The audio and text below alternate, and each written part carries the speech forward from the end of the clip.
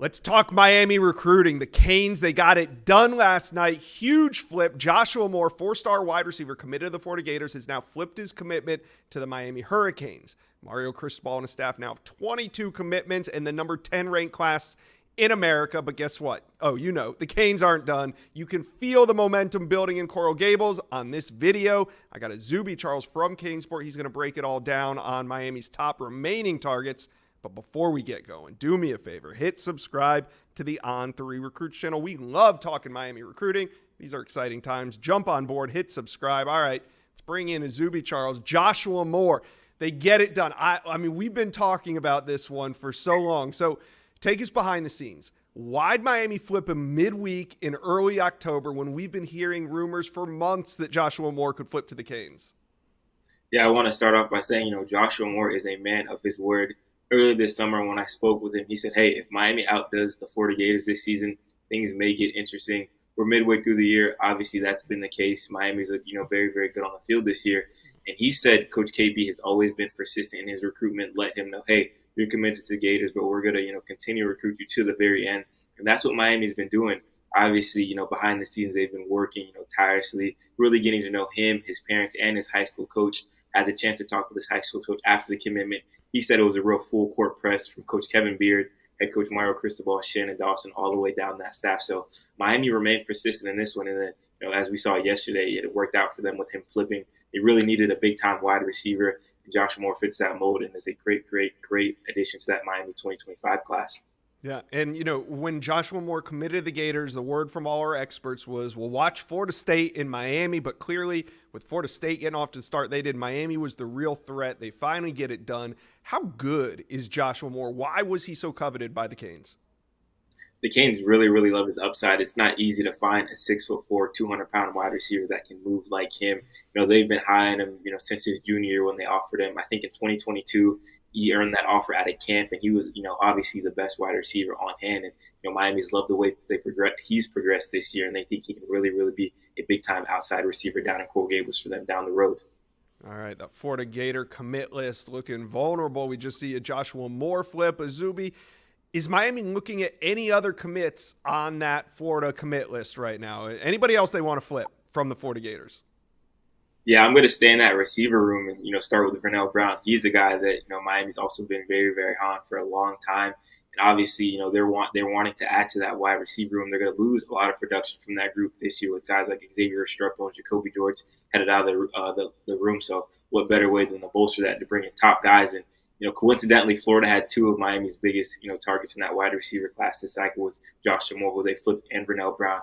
I don't think it's going to be easy taking away, Vernell Brown from from the Florida Gators, but I think Miami's going to try to the very end with that one.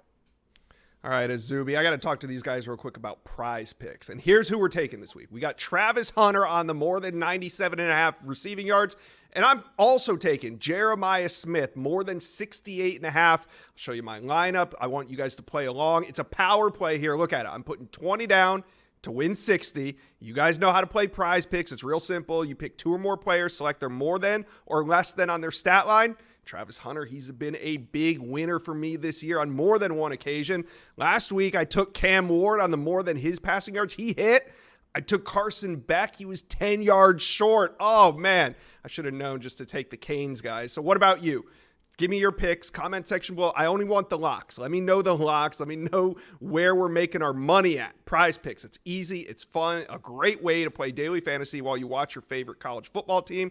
And here's what we're going to do. We're going to go to prizepicks.com/inside scoop. Use promo code Inside Scoop, and you receive a guaranteed $50 once you play $5. So if you play my lineup and only play $5 and you lose, you still have $50 in your account. So go to prizepicks.com/inside scoop, promo code Inside Scoop, receive a guaranteed $50 when you play $5.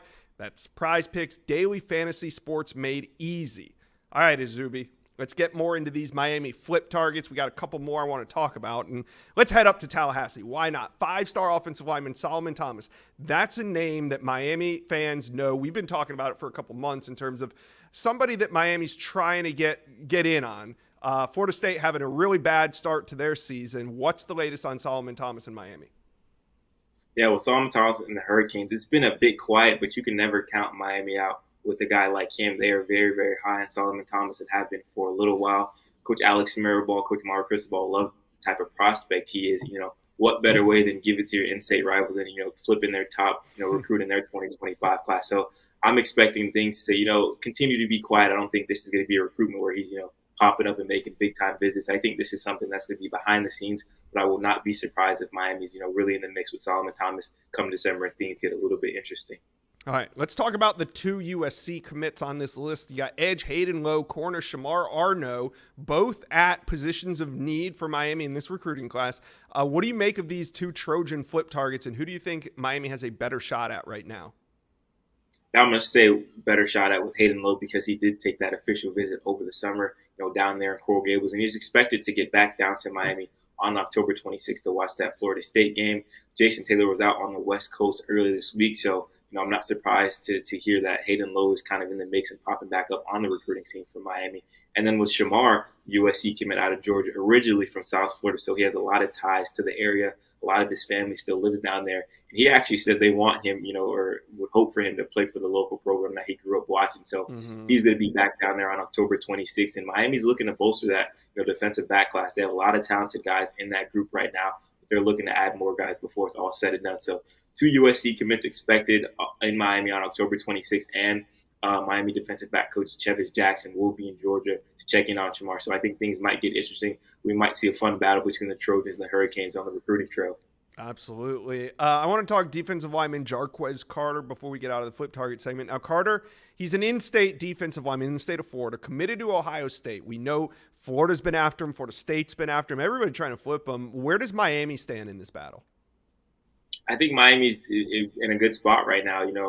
Ever since he committed to Ohio State, they've remained, consistent in his recruitment, not pushing too hard, but just letting him know, hey, we're still here. We're still going to recruit you. And they also landed a commitment from his teammate at Newberry High School, Micah Newton, who's doing his fair share of recruiting as well. So I wouldn't be surprised to see, Jarquez back on campus in Miami. And I think if they do that, things may get a lot more interesting between them. They think he's a very, very good player, both on and off the field, and they value him. So I don't think Miami's going away anytime soon in this recruitment. They flipped guys from Ohio State the past 2 cycles, as we all know that, and they're looking to do that the 3rd straight year. So we'll see if they can get that done. Yeah, a tradition like no other. Miami flipping a top recruit from Ohio State at the end of the cycle. Mario Cristobal has this tradition down. All right. So if we're going to talk Miami recruiting momentum, then we got to talk the big one. Like, who is the big one this year? And I think I've identified him. I think it's Elijah Griffin. And okay, we got a big hurdle we got to jump this week. This weekend, he's going to Georgia for his official visit, and it's his birthday. He hasn't set a commitment date officially, but Izubee, you and I both know recruits love significant dates and putting their commitment on it. Also, he's there for an official visit. There's a lot of things that line up. But let's just say, hypothetically, Elijah Griffin doesn't make a decision, because he has also hinted that he was going to take this thing to distance as well. So let's say he doesn't make a decision this weekend. Is Elijah Griffin, do you consider him the big one for this year? And what does Miami need to do to land him? 100%. He's, one of the top left uncommitted guys on the prospect, a position of need that Miami is looking to fill this cycle. And I think he is, the top guy remaining on that board for the Hurricanes that's not committed right now. For the Hurricanes to really back in this one, obviously, they have to get out this weekend with Georgia. If he gets out the weekend without committing, I think Miami has to, turn on that full court press, get him back on campus. He was supposed to visit, earlier this fall, Ball State. Things didn't work out. He didn't make his way down to South Florida. So I think the biggest thing is getting him back on campus. We all know having that last visit, having, that last taste in their mouth before they make that decision is so crucial in a lot of guys' recruitment. So if Miami can get him back on campus, whether for an unofficial visit, because he already took his official during the summer, I think that would be huge for Miami and really give them that last shot to say, hey, you can do all what you want to do down in Miami. You don't have to stay home. Come down to South Florida and come play for the Canes. So getting him back on campus is the number one priority, in my opinion.